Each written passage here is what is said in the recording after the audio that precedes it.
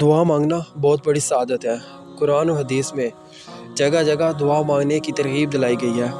ایک حدیث پاک میں ہے کہ کیا میں تمہیں وہ چیز نہ بتاؤں جو تمہیں تمہارے دشمن سے نجات دے اور تمہارا رزق وسیع کر دے، کہ دن رات اللہ سے دعا مانگتے رہو، کیونکہ دعا مومن کا ہتھیار ہے۔ حضرت سیدنا ابو ذر غفاری رضی اللہ تعالیٰ عنہ ارشاد فرماتے ہیں کہ دعا کی وہی حیثیت ہے جو کھانے میں نمک کی ہے۔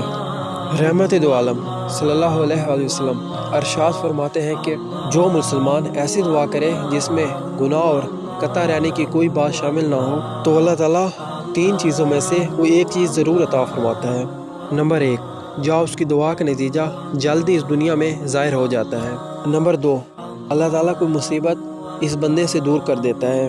یا نمبر 3، اس کے لیے آخرت میں بھلائی جمع کی جاتی ہے۔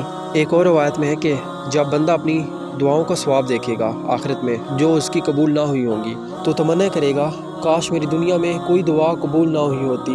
اور آپ اپنے دل میں یہ ارادہ اچھی طرح کر لیں کہ جب کوئی آدمی دعا کرتا ہے تو اس کی دعا رائگاں نہیں جاتی، اس کا اثر دنیا میں ظاہر نہ ہو تو اس کا اجر و ثواب آخرت میں مل ہی جائے گا۔ لہٰذا دعا میں سستی کرنا مناسب نہیں ہے۔ اور قرآن میں بھی ارشاد باری تعالیٰ ہے، مجھ سے دعا مانگا کرو میں قبول کروں گا۔ اور دعا مانگنا ہمارے نبی کی سنت ہے، شاید عاجزی، حوصلہ یا پھر امید ہے، لیکن اس سے بھی بڑھ کر اللہ پاک سے گر گرا کر مانگنا بہترین ذریعہ ہے۔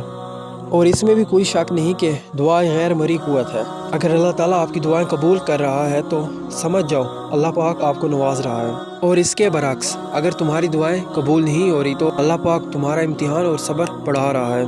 اور انسان کی دعا کبھی رد نہیں ہوتی، اس کا صلہ ضرور ملتا ہے۔ اسی لیے ہمیشہ اللہ پاک سے دعا مانگتے رہا کرو۔ جب آدمی اللہ پاک سے دعا کرتا ہے تو اللہ پاک کو وہ شخص بہت محبوب لگتا ہے۔